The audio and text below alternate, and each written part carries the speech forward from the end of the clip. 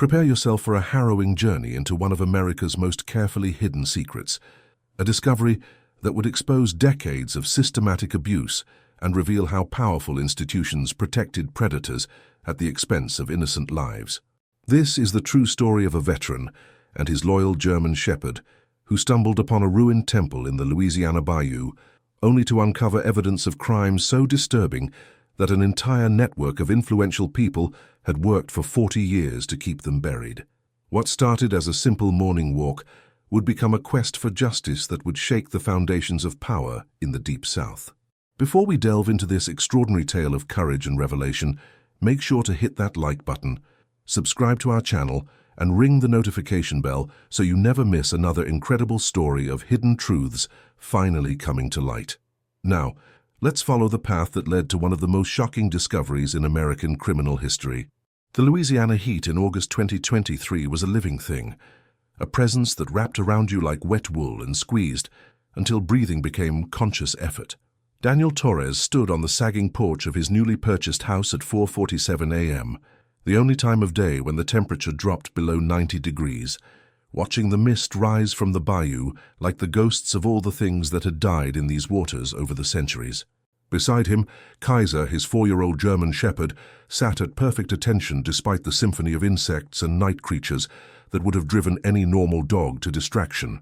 But Kaiser wasn't a normal dog, and Daniel wasn't a normal man, and that's why they were here in the middle of nowhere, Louisiana, 40 miles from the nearest town, worthy of the name.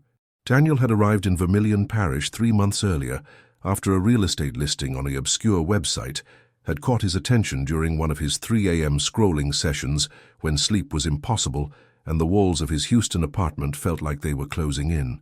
The listing had been sparse on details, but rich in warnings. Isolated property, 40 acres.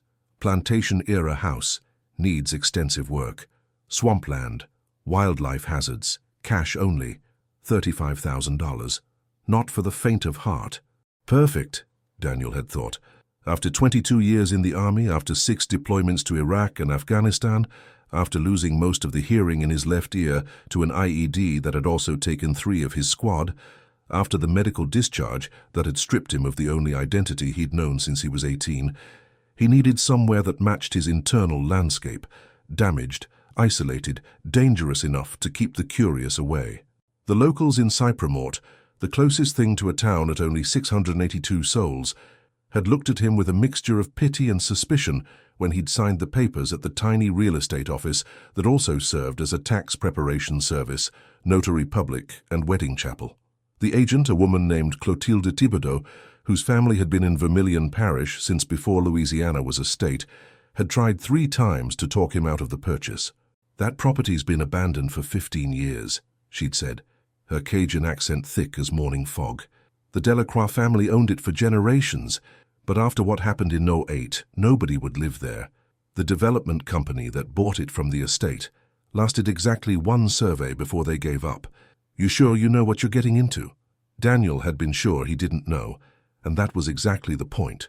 He needed unknown, needed challenge, needed something to focus on besides the memories that played on endless loop in his head. Martinez bleeding out in his arms in Fallujah, the child in Kandahar who'd been wired with explosives, the weight of the rifle in his hands as he'd made the shot that saved his squad but haunted his dreams. Kaiser had been with him for 2 years, assigned through a VA program that paired veterans with PTSD with specially trained service dogs.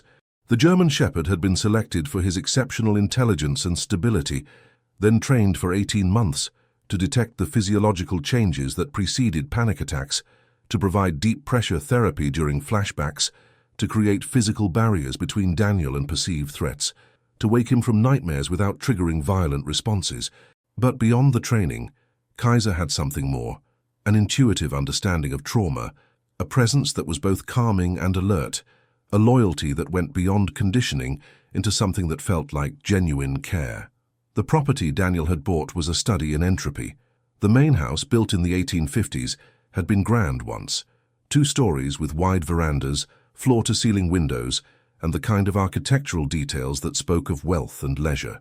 Now the verandas sagged, the windows were mostly broken, and the details were hidden under generations of dirt, decay, and vegetation. The outbuildings, What had been slave quarters, a sugar mill, various storage structures, were mostly collapsed, their remains being slowly digested by kudzu and resurrection ferns. But it was the land itself that was both the challenge and the attraction. 40 acres of swamp, bayou, and occasional solid ground, inhabited by alligators, water moccasins, wild hogs, and mosquitoes that seemed to have evolved specifically to penetrate military-grade insect repellent. The property was accessible only by a dirt road that flooded in heavy rain and was impassable for regular vehicles even in good weather.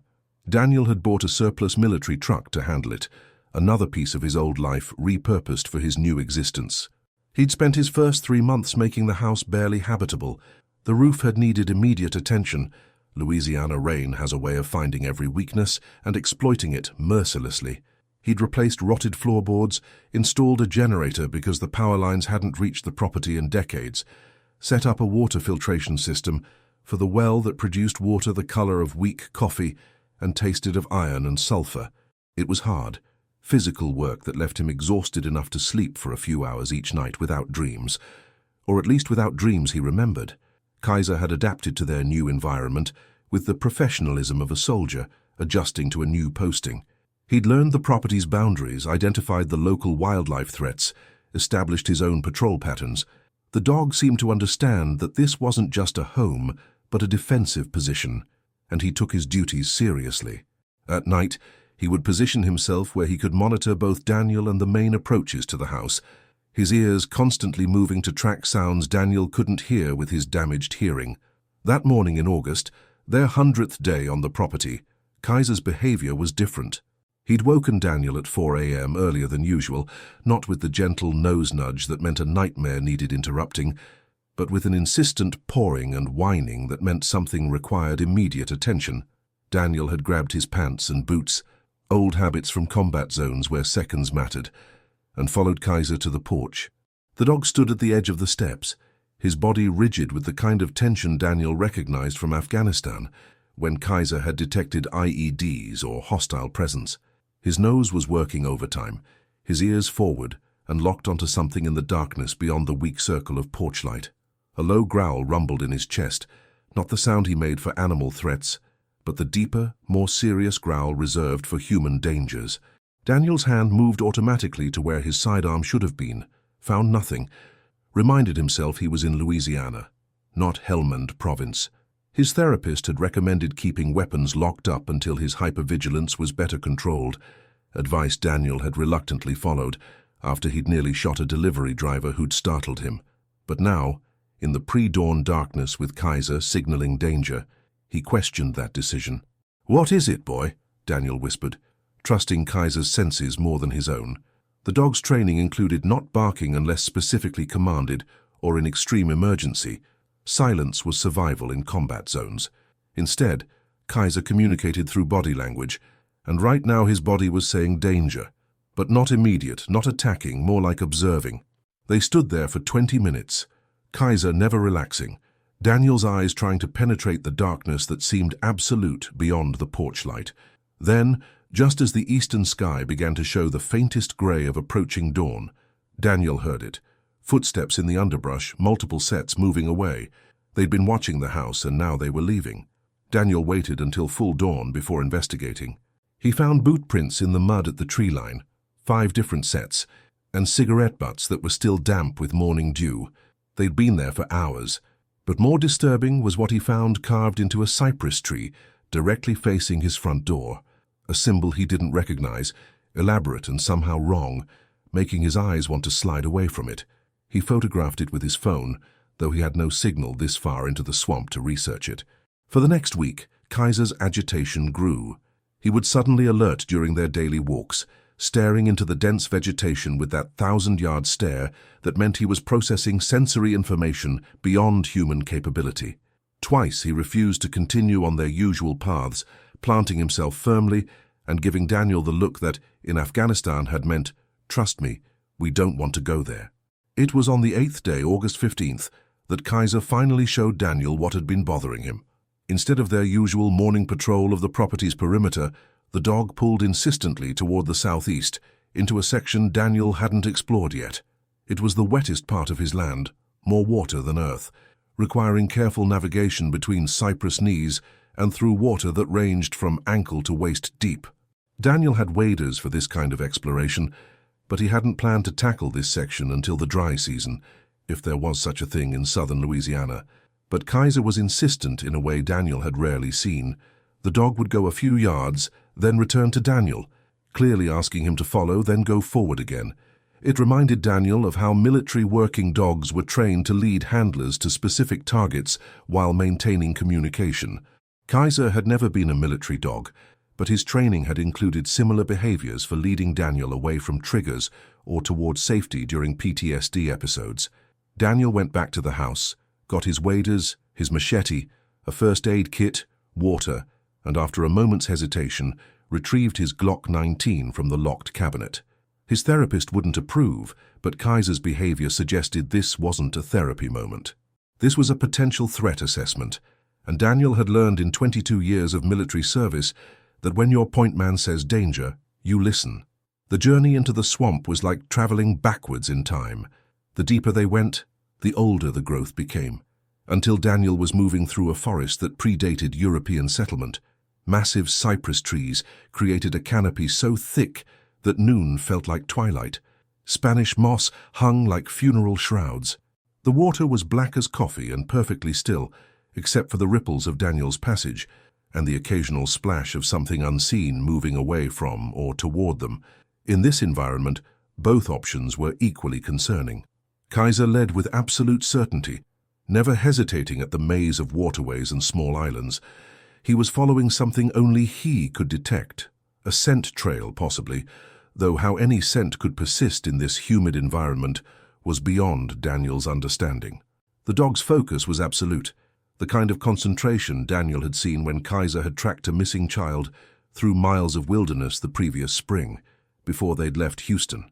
After an hour of difficult travel, having covered maybe a mile as the crow flies, but twice that in actual distance, due to the necessary detours around deeper water and impenetrable vegetation, the trees opened up into a clearing.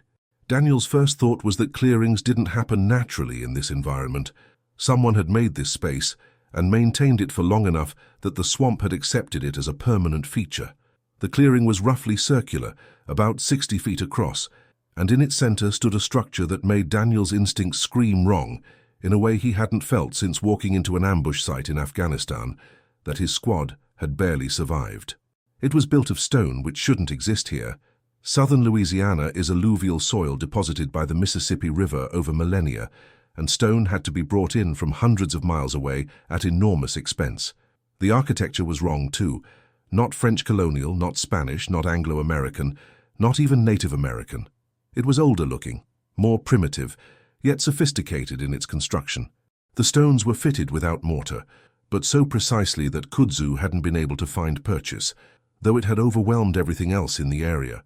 The structure was roughly rectangular, maybe 30 by 40 feet, with walls that still stood about 8 feet high, though the roof had long since collapsed. The entrance faced east, and above it was carved a symbol that matched the one on the tree by Daniel's house. Other symbols covered the walls, some geometric, others that looked almost organic, all of them producing that same sensation of wrongness that made Daniel's vision want to skip over them. Kaiser had stopped at the edge of the clearing, every muscle rigid, a continuous low growl emanating from his chest. His hackles were raised from neck to tail, and his lips were pulled back to show teeth. Full aggression display, something Daniel had never seen from him before, not even when they'd been charged by a wild boar on their property. "Easy, boy," Daniel said, though he felt anything but easy himself. His hand had unconsciously moved to his sidearm, thumb on the retention strap, ready to draw.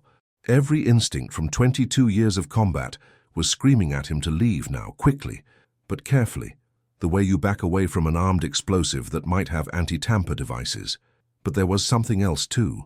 The analytical part of his mind that had made him an excellent intelligence NCO was cataloging details. The clearing was too clean, not just clear of trees, but clear of undergrowth, of the usual swamp vegetation. The ground was covered in what looked like crushed shell, tons of it, creating a white surface that would glow in moonlight. Paths led from the structure in 4 directions, straight as surveyor's lines, though they were overgrown just beyond the clearing's edge. Daniel approached the structure slowly, Kaiser following reluctantly, staying close enough to protect but clearly unhappy about every step forward. The entrance had no door, just an opening that was lower than modern construction, forcing anyone entering to duck, a defensive feature that would make rapid entry or exit difficult and would put anyone passing through at a momentary disadvantage. Inside, the temperature dropped at least 15 degrees, and the humidity that was omnipresent in the swamp suddenly vanished. The floor was stone as well, massive slabs that must have weighed tons each. How they'd been transported here in the 1800s or earlier was a mystery, but it was what was carved into the floor that made Daniel's blood run cold. Channels had been cut into the stone in a precise pattern, all leading to a central depression about 3 feet across. The channels were stained dark brown to black, and Daniel had seen enough blood on enough surfaces to recognize the staining pattern. This had been a killing floor, designed to channel blood to that central collection point. The amount of staining suggested not 1 or 2 deaths, but many over a long period. Around the perimeter of the room were smaller carved indentations, each about the size of a human head, with channels connecting them to the main drainage system. The walls had iron rings set into them at regular intervals, the metal somehow preserved from rust, positioned at heights that would hold a standing human's wrists and ankles. Scratch marks surrounded some of the rings, deep gouges in the stone that spoke of desperate struggle. But it was the altar at the western end of the room that was the worst. It was a single block of what looked like black granite, carved with more of those eye-sliding symbols. Its top was concave, shaped to hold a human body, with raised edges to prevent rolling off and channels cut to direct fluids to the main floor drainage system. The staining here was extensive, layered, telling a story of repeated use over decades or longer. Kaiser had stayed at the entrance, refusing to cross the threshold, his barking now sharp and aggressive, the kind he'd been trained to use to alert others to danger. Daniel was documenting everything with his phone camera when Kaiser's barking changed to a different pitch. Someone was coming. Daniel moved quickly to the entrance, hand on his weapon, using the doorway's defensive disadvantage to his advantage by being ready for anyone who had to duck to enter. But the footsteps stopped just outside the clearing.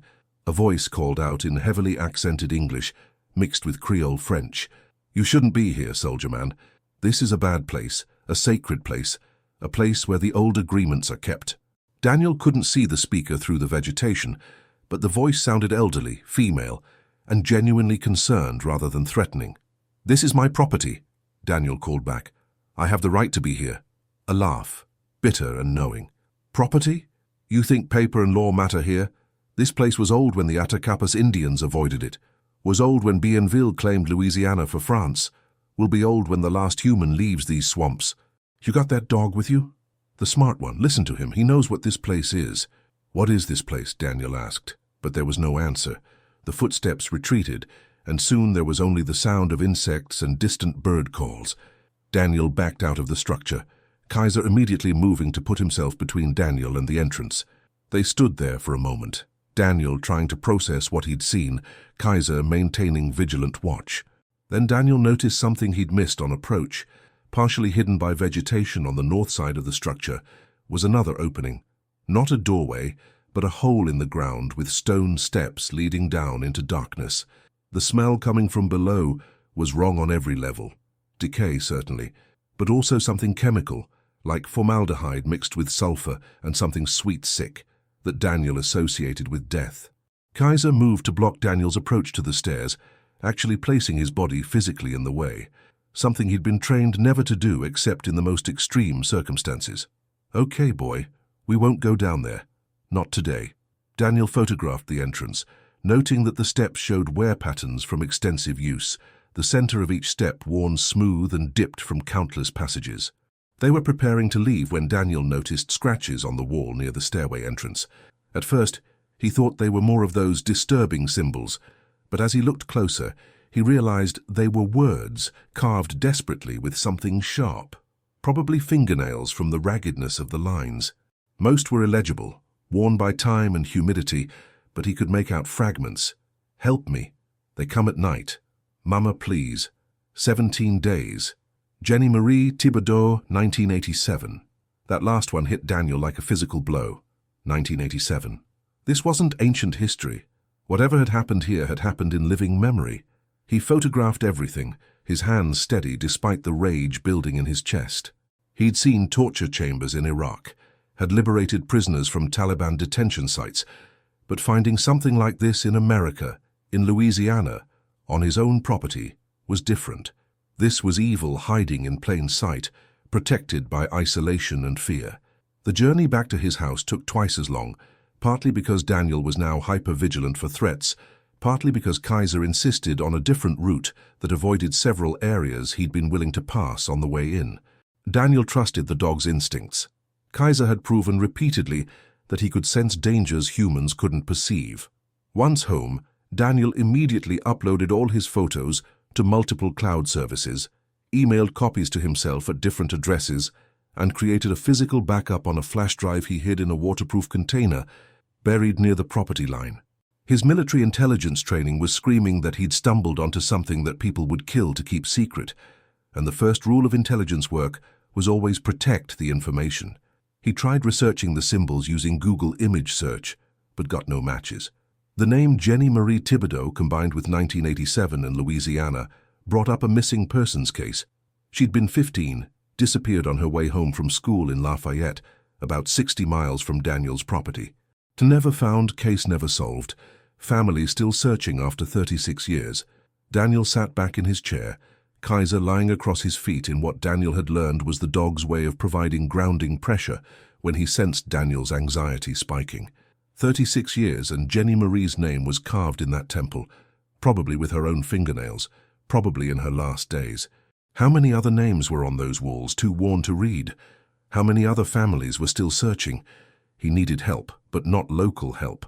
Whatever this was, it had operated for decades without being discovered or stopped, which meant it had protection, probably from local law enforcement or politicians or both. Daniel pulled out his encrypted phone, another holdover from his military days, and called Marcus Webb. Marcus had been Daniel's sergeant in Iraq during his first deployment, a steady presence who'd kept green soldiers alive in an environment that wanted them dead.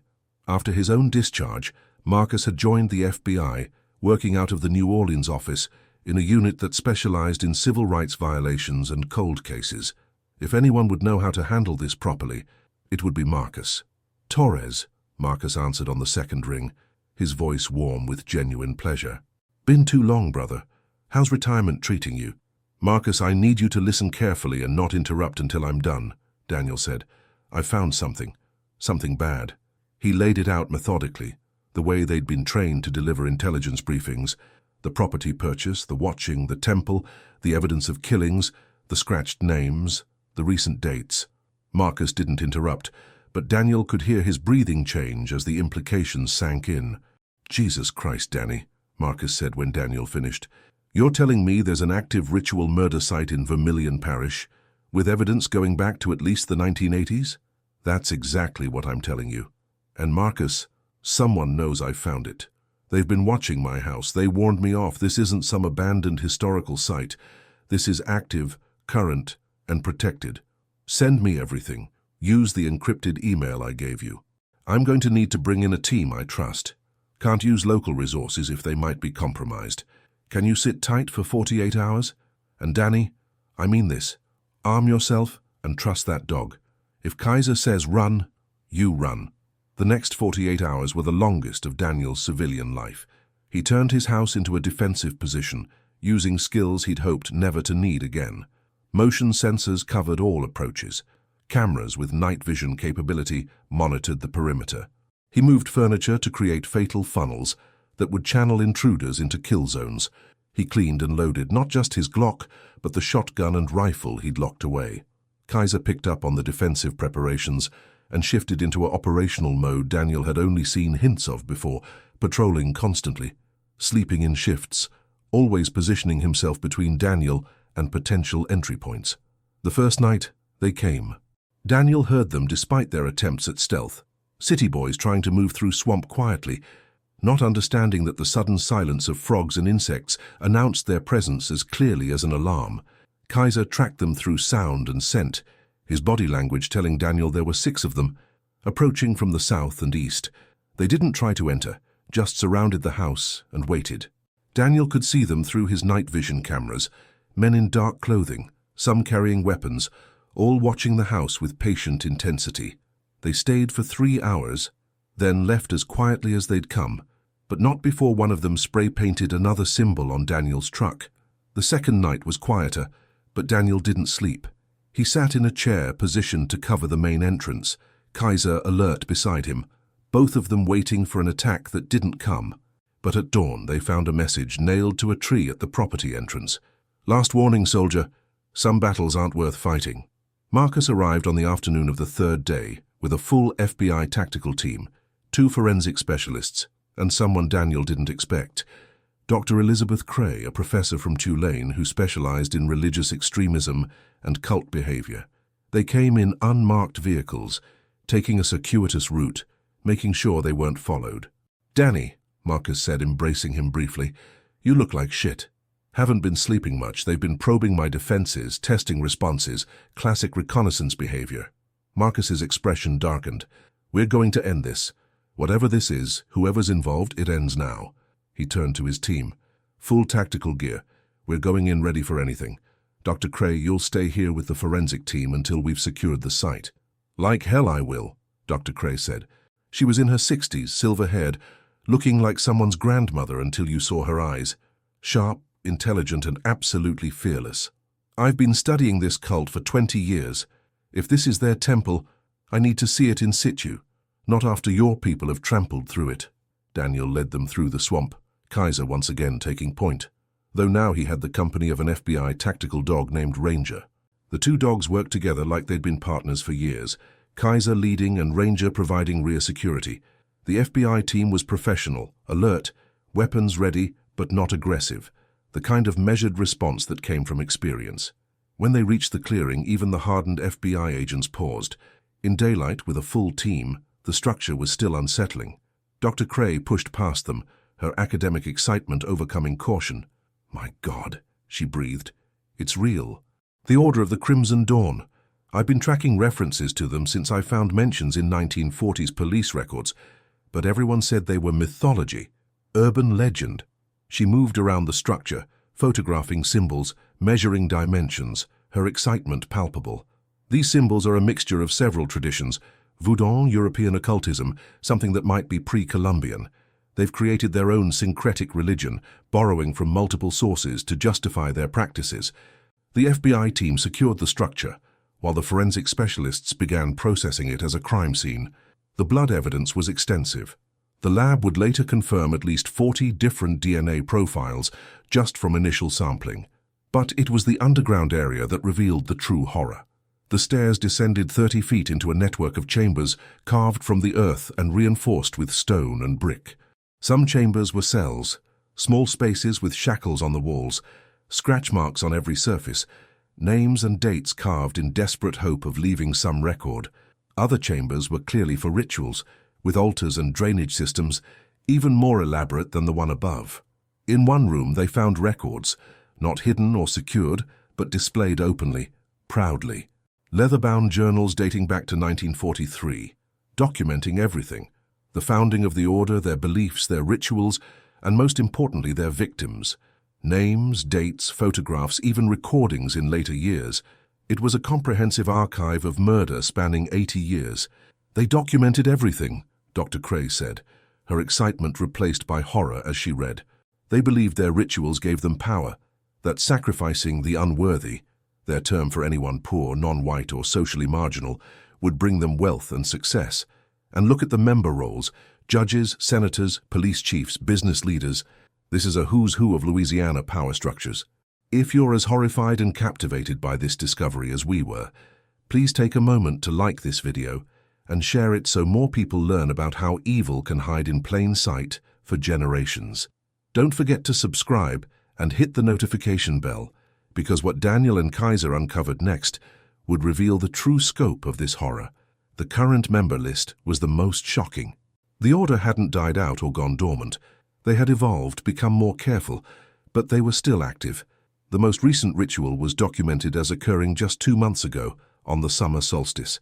The victim was listed as vagrant, male, approximately 40, no identification, but there was a photograph, and facial recognition would later identify him as James Patterson, a homeless veteran who'd disappeared from New Orleans. Marcus immediately called for backup, serious backup. Within hours, the property was swarming with federal agents. The state police were deliberately excluded from the initial operation. Too many of their senior officers appeared in the order's records. The National Guard was called in to provide security, answering directly to federal authority. The arrests began that night. Coordinated raids across Louisiana, Mississippi, and eastern Texas brought in 47 current order members. The sight of a former governor being led away in handcuffs made national news. A federal judge committing suicide, rather than face arrest, made international headlines. The mayor of Baton Rouge, 3 parish sheriffs, and dozens of business leaders were all connected to the order. But the order wasn't going down without a fight. The third night after the raids, Daniel's house was attacked. Not the probing reconnaissance of before, but a full assault by order members, trying to destroy evidence they believed he still had. Kaiser's warning gave Daniel just enough time to take defensive positions before Molotov cocktails started flying through windows. The firefight was brief but intense. Daniel's military training and defensive preparations gave him the advantage, and the FBI response team arrived within minutes, having anticipated something like this. 3 attackers were killed, 5 arrested. Daniel took a bullet in his left shoulder, adding another scar to his collection. Kaiser, protecting Daniel, was grazed by a bullet across his flank, but refused to leave his handler's side, even for medical treatment. The media coverage exploded. The story of a wounded veteran and his service dog uncovering a massive cult conspiracy was irresistible. Daniel found himself at the center of a storm he'd never wanted, his face on every news channel, his military record dissected, his PTSD discussed by talking heads who had no idea what they were talking about. The attention was excruciating for someone who'd sought isolation to heal. But the families of victims started reaching out, and Daniel couldn't ignore them. Jenny Marie Thibodeau's mother, now in her 70s, came to thank him personally. She sat in his hospital room. He was being kept for observation and security, and held his hand while she cried. 36 years, I've wondered, she said. 36 years of not knowing if she was alive somewhere, if she'd run away, if I'd failed her somehow. Now I know she was taken, she was murdered, but she fought. She carved her name so we'd know. You gave me that. You gave me closure. The trials would take years.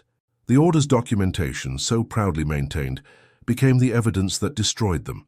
Forensic teams at the temple site would eventually identify remains of over 300 victims dating back to the 1940s. The swamp had preserved more than anyone expected, and each set of remains was a family that could finally have answers. Daniel was moved to a federal safe house for his protection, but he insisted on bringing Kaiser. The dog's wound healed quickly, leaving a scar that he wore like a badge of honor. Together they waited out the legal proceedings, Daniel testifying repeatedly, Kaiser always at his side, a calming presence in the chaos of courtrooms and depositions. Dr. Cray became a frequent visitor, helping Daniel understand what he'd uncovered. The order created a theology of power through violence, she explained. They convinced themselves that their success came from their sacrifices, not seeing that their success actually came from their network, their willingness to protect each other's crimes. It's a common pattern in cults, attributing correlation to causation, using confirmation bias to justify continued atrocities. The impact on Louisiana was seismic. The power structures that had existed for generations collapsed overnight. New elections had to be held for numerous positions. Federal oversight was imposed on multiple parish governments. The economy, already fragile, took a massive hit as businesses associated with order members folded or fled. But there was also healing. A memorial was planned at the temple site for the victims. Families who had lived with questions for decades finally had answers. Support groups formed for survivors, because there were survivors, people who had escaped the order over the years, but had been too terrified to speak out. One survivor, a woman named Michelle Roberts, had escaped in 1995 as a teenager. She'd been held in the tunnels for months, watching other victims disappear, knowing her time was coming. She'd escaped during a hurricane when flooding had forced an evacuation of the underground chambers. She'd been living under an assumed name ever since, moving constantly, always afraid they'd find her. They told us we were worthless, she testified at one of the trials. That society had thrown us away, and they were giving us purpose by using our deaths to fuel their success. They really believed it. They'd pray over us before the rituals, thanking us for our sacrifice. It was insane, but it was organized insanity, institutional insanity. Daniel struggled with the aftermath. The isolation he'd sought was gone forever. He was a hero to some, a target to others. Order sympathizers sent death threats daily.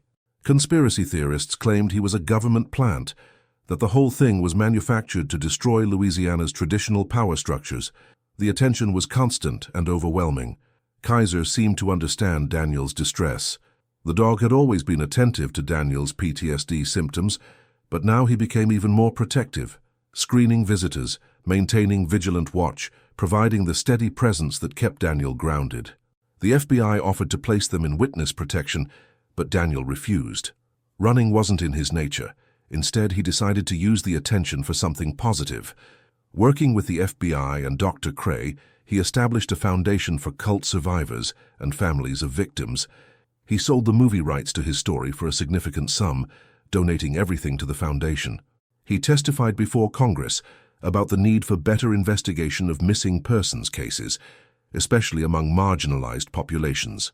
The order operated for 80 years, he told the Congressional Committee, Kaiser lying quietly at his feet. They killed hundreds of people, maybe thousands, and they got away with it because their victims were people society didn't value. The homeless, migrants, sex workers, runaways. Every one of them was someone's child, someone's family. Every one of them deserved justice. We failed them for 80 years, we can't fail them again. The demolition of the temple was a media event. Families of victims were invited to participate, some bringing sledgehammers to take symbolic swings at the walls that had contained their loved ones' final moments. Daniel and Kaiser watched from a distance as the structure that had stood for unknown centuries was reduced to rubble.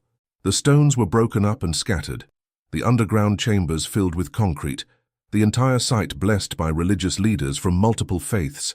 But Daniel knew evil like the orders didn't just disappear because one temple was destroyed. The investigation had revealed connections to similar groups in other states, other countries. The Order of the Crimson Dawn was part of a larger network of groups that believed power came from violence, that success justified any means, that some humans were expendable resources for the advancement of others. He bought a new property, this time in Colorado, still isolated but in mountains instead of swamps. Kaiser adapted quickly, as he always did, though he was moving slower now, the stress of the past years showing in grey around his muzzle and a stiffness in his gait on cold mornings. They established new routines, new defensive positions, new normal in a life that would never really be normal again. The trials continued for 3 years. Daniel testified at most of them, traveling back to Louisiana repeatedly. Each time was an ordeal, but he felt he owed it to the victims to bear witness to what had been done to them. Kaiser accompanied him always, a steady presence that helped him through the re-triggered PTSD symptoms that came with each retelling of the discovery. The convictions, when they came, were comprehensive. Life sentences for the leaders, lengthy sentences for active participants, lesser sentences for those who had only provided support or cover. The former governor died in prison within 6 months, supposedly of natural causes, though many suspected otherwise. Several other high-profile members committed suicide rather than face justice. The financial settlements for victims' families were massive, funded by the seized assets of order members. Generational wealth built on blood was redistributed to the families whose blood had been spilled. It wasn't justice. Nothing could truly balance those scales, but it was something. Daniel was awarded the FBI's highest civilian honor for his role in uncovering the order. He accepted it reluctantly, insisting Kaiser be recognized as well. The photograph of the ceremony, a scarred veteran and his aging service dog receiving recognition for exposing evil, became one of the defining images of the case. 5 years after the discovery, Daniel received a call from Marcus. "We found another one," he said without preamble. "Arizona. Similar setup, different cult but connected to the order. We need you and Kaiser." Daniel looked at Kaiser, now 10 years old, still alert, but undeniably aging. The dog looked back, and in that gaze was the same steady courage that had led them into the swamp that day. "We'll be there," Daniel said.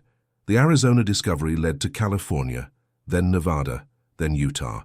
a network of interconnected cults, all believing in power through violence, all protected by members in positions of authority. Daniel and Kaiser became specialists in uncovering these hidden temples, these secret societies that fed on human suffering. It wasn't the retirement Daniel had planned, but it was a mission that gave meaning to his survival, purpose to his pain. Kaiser made it to 13, remarkable for a German shepherd, especially one who'd lived such a stressful life. His decline was gradual, but inevitable. His hips failed first, then his eyes clouded with cataracts, but his spirit remained strong until the end. On his last day, Daniel carried him to a sunny spot overlooking the mountains, held him while the veterinarian administered the final injection, whispered, "Good dog, best dog, mission complete," as Kaiser slipped away. He was buried with full honors, the FBI insisting on recognizing a dog who had arguably done more for justice than most human agents. His gravestone read, "Kaiser, he found truth in darkness."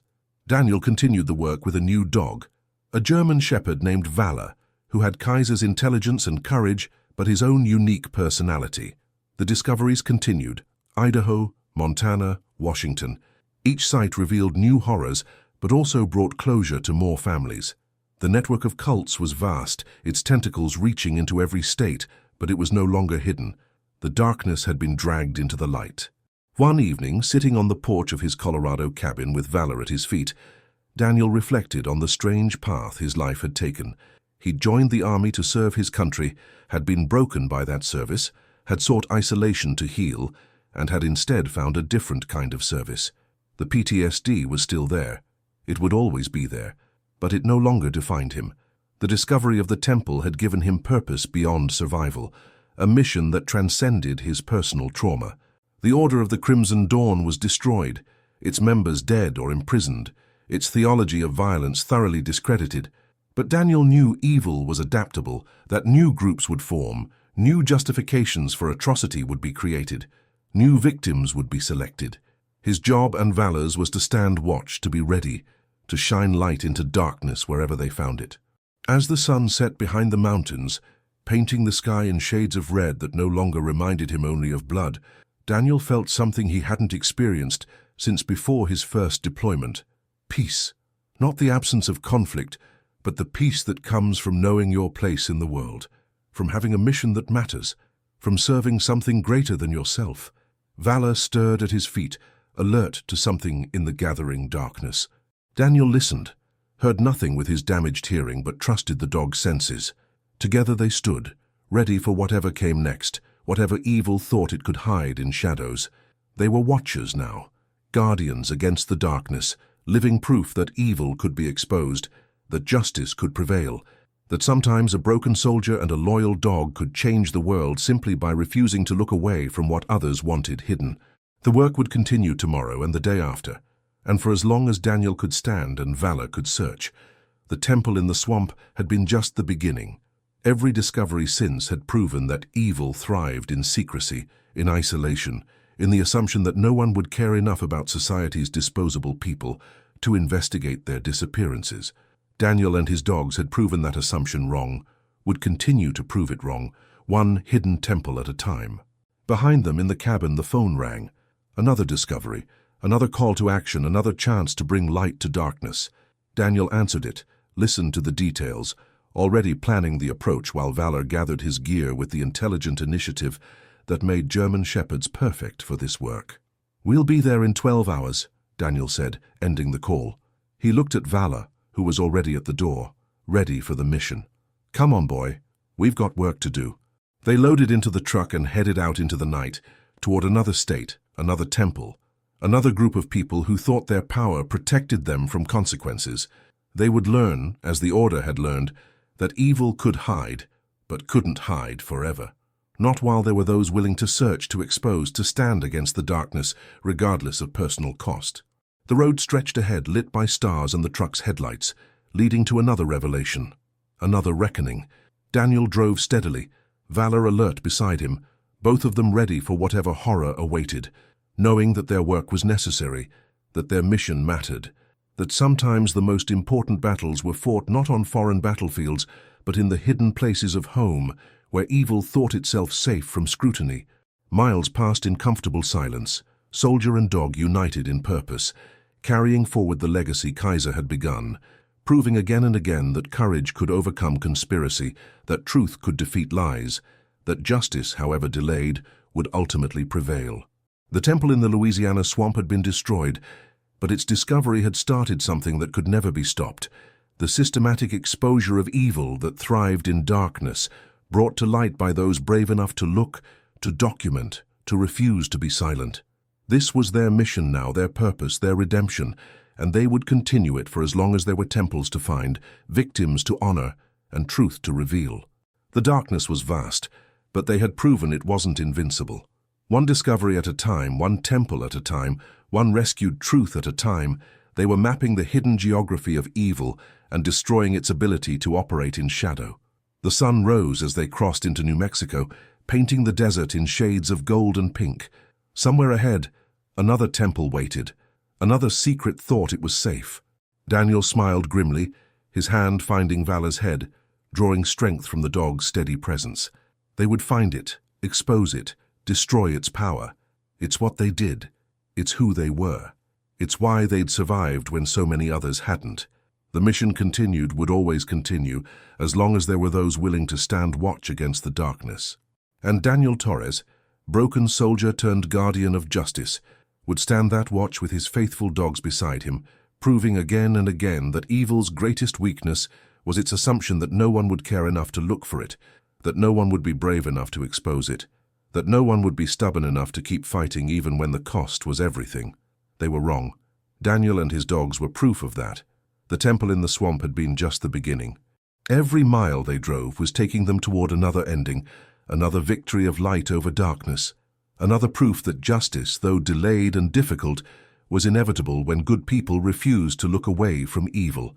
This incredible true story reminds us that evil can hide in the most unexpected places, protected by power and wealth, destroying innocent lives for decades. But it also shows us that one person's courage, aided by the loyalty of a faithful companion, can bring down entire networks of corruption and crime. If this story moved you, please share it with others who need to know that justice, however delayed, can prevail against even the most entrenched evil. Make sure to like this video, subscribe to our channel, and hit that notification bell to join us for more extraordinary stories of hidden truths finally coming to light. Remember, sometimes the most important discoveries come from following our instincts into the darkness and having the courage to shine a light on what we find there. Thank you for joining us on this harrowing journey into one of America's darkest secrets, and the veteran and dog who risked everything to expose it.